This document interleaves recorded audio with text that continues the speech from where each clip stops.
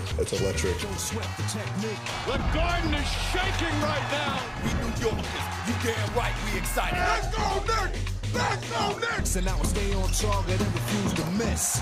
And I still make hits with beats when they sweat the technique. All right, so with OKC up 3-2, looking to close it out tonight, DraftKings has hypothetical series odds for the NBA Finals.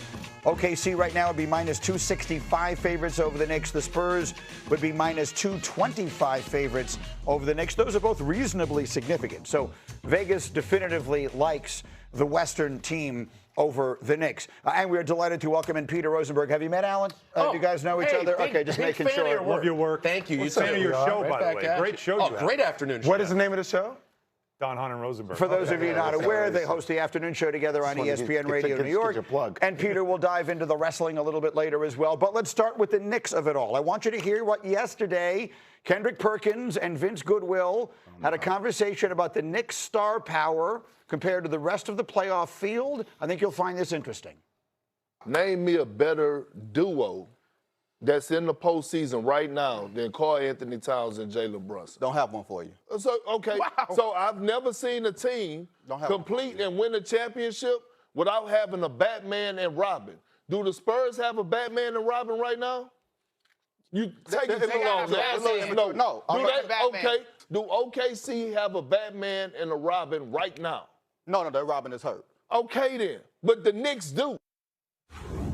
So is that right? You're questioning it right off the bat? Well, because the Robin for OKC is an entire bench. Yeah. What do you mean? The Robin has been a different Robin every night. Isn't that a great problem to have? But the point is no Jay Will. No offense. The injury, the hamstring injury. That's his Robin. Right, not so Chet. I'll give you a different Robin. He's probably not most of the times compared to Karl Anthony Alex Towns. Caruso. Yeah. He's emerged that dude is one. It's like Agent Chaos 24/7. You know, my bigger question would be, does it matter? No. Not when you're that deep. And by the way, you tell me. The biggest star in the playoffs ain't a Knick.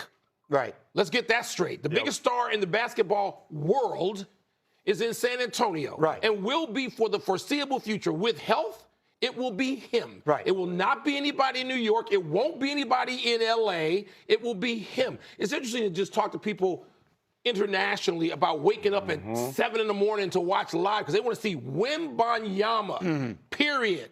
Not waking up to see the Knicks. Right. By the way, that series with two small market teams outdrew the Knicks Cavaliers by 2 million people in game one. Nobody here wants to hear that in this city. Well, listen, because it's competitive. The other series wasn't. No. It's not competitive. No, game one, Alan, it's because people looked at that series and saw two great teams potentially, and there was no attraction to the other team.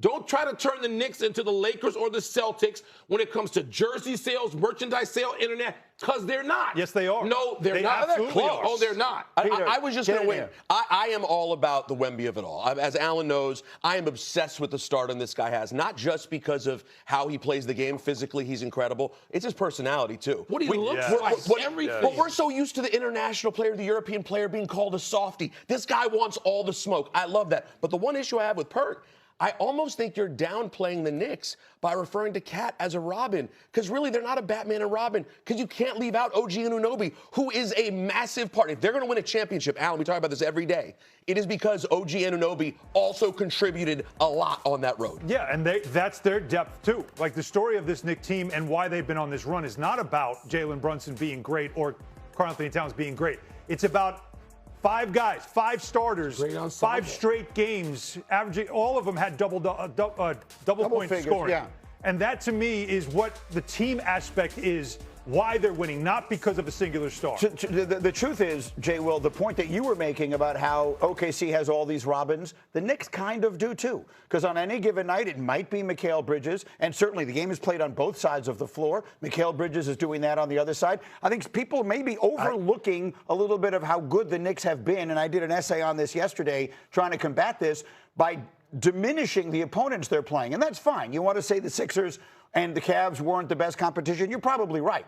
But what the Knicks have done to them is unprecedented. Agreed. They've obliterated. They've done everything they could do, which is obliterate everything in their path. I guess the question is, do you believe the Knicks would have done the same thing to their opponents if they were in the Western Conference playing against the caliber of competition there? And I know you don't need to, because all you need to do is get to a championship. Yeah, right. I don't think that the Knicks and OKC are in the same class. I think that's okay. I think so. It doesn't mean that the Knicks don't have a chance to win. I just think that the depth and the style in which OKC plays is a worse matchup for the Knicks than the San Antonio Spurs because of the experience along with the depth. What seems cool to me, as an old person who came of age with those great Knicks teams, that's when I've started following basketball as a kid with my father, is that those teams were an ensemble. I mean, the 70 and 73 Knicks teams were an ensemble. Right. Yes, you can make the case. I sit next to Tony Kornheiser, who followed those teams growing up in New York all the time, and he says, he makes the argument that Willis Reed is the greatest Knick. There are people who make it that Clyde Frazier is the greatest Knick. It just shows how the ensemble, how great it was. And I don't want to necessarily invoke the 70 and 73 teams yet, but this is an ensemble. Closest thing. It really is. It reminds me only in that way, in that it's shared. And that, no, they can't be here without OG Anunoby. They can't be here without the new and improved Cat, who became point center Cat almost overnight, without Josh Hart, so without Mikal Bridges. I think that's the wonder of this Knicks team. You actually can invoke it also for this reason. They've only been in the finals twice since. Right. They've only made it this far since 1973, 94. But that team was so different in that you had a dominant figure in Patrick Ewing. Right. A dominant player. You knew who Batman and Robin was. Right. And he was both of them. Here's what you need to know. We had Clyde Frazier on our show 2 days ago. Yeah. And we asked him about the comparisons to his teams of the 70s that went to 3 finals and won 2 championships and had 7 Hall of Famers on the 73 team. And he said, and if he says it, because he would never throw this stuff around like easily, he said, it reminds me, this team and the way they play reminds me of our team in 73. Which that is the highest compliment you can pay when you're Clyde Frazier. Okay, so let's table this one for the moment. We have a lot more to do on all of the basketball. But, P, what are your plans for the weekend? Oh, I'm going to be going to Turin, Italy. Let's take a little trip overseas, shall we? All right.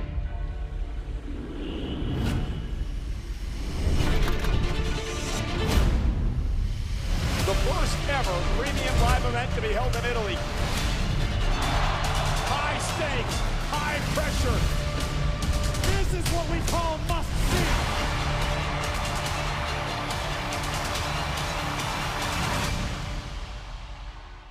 Peter is getting set for the clash in Italy. You'll be breaking it down all for this Saturday, and it'll, of course, be all yours on the ESPN app. Cody Rhodes was in here yesterday taking on Gunther. Tell everybody what it is that is at stake as these two guys rematch. Well, I mean, Cody Rhodes and Gunther, Sunday night, Italy. The thing you have to remember, Greeny, when I was back here for Backlash, Cody Rhodes was not on Backlash. This will be his first time defending that title, and he's doing it at this PLE in Italy against a guy in Gunther who, frankly, has been simply unstoppable. We're talking about retiring John Cena. We're talking about retiring AJ Styles, retiring Goldberg. It's one of those matches where you really can't picture either guy losing, which is, frankly, my favorite sort of thing to look forward to because, frankly, if Gunther puts Cody Rhodes to sleep, lights out, new champ. Watching that makes me nervous. Just the sight of it makes me nervous. Roman Reigns and Jacob Fatu for the World Heavyweight title in tribal combat. I had Fatu in here a couple of weeks ago. That's quite a remarkable I remember. fellow. I saw you reacting to him. It was something. Was talking about putting me through a table. Yeah. Set the stage for that one. Well, this is incredibly cool because people like me who love, live, and breathe WWE, it's about more than the matches in a ring. It's about the real-life stories behind it. And Jacob Fatu and Roman Reigns have a real-life family story. Like, this Samoan culture that is a big part of WWE, this is very, very real. As you see, Jacob Fatu came out in the traditional garb at Backlash. So their story goes beyond the wrestling in the ring. It is a real-life family story. What exactly does tribal combat mean? No one's exactly sure. We're going to find out Sunday. And again, this is a huge opportunity for Jacob Fatu because I have to imagine, should Jacob lose to Roman Reigns again, it's probably the end of the line for right now for Jacob Fatu. There's also a big surprising storyline here with Brock Lesnar, who retired, and that was brief, and now he comes back. What's that got to do with it here? What's the big deal there? I got to tell you, it's a huge deal, Greeny, because I was sitting there at WrestleMania when Brock Lesnar retired. And again, you talk about the things as fans that we obsess over. If you want to understand why people like me are like this, I go, oh my God, it just happened, just like that. It was breathtaking. This moment that makes perfect sense. The future of the business, Obafemi just beat Brock Lesnar, and then Brock has this tearful moment with Paul Heyman. The crowd cheers him. We're not used to the crowd cheering Brock Lesnar. Right. They give him this very sweet and an authentic applause. He walks up the ramp, and I go, that's it. It's over. Brock will never wrestle again. And then a couple of weeks ago, he pops out, attacks Obafemi. It's one of those moments on Raw where you're legitimately shocked. And now we get to see part 2 in Italy. And to be clear, Femi is the future. He's the future. He's the next big one. The names that you hear thrown about when you talk about Obafemi, you're talking about insane names, John Cena's, Hulk Hogan's. These are the kind of names that people think of when you meet Obafemi, when you talk to him, when you think about his global appeal, being from Nigeria, the amateur athlete that he was. He's got everything. Obafemi is a true household name down the line. So the stars will be out, and they will be out internationally. It's Sunday, 2 p.m.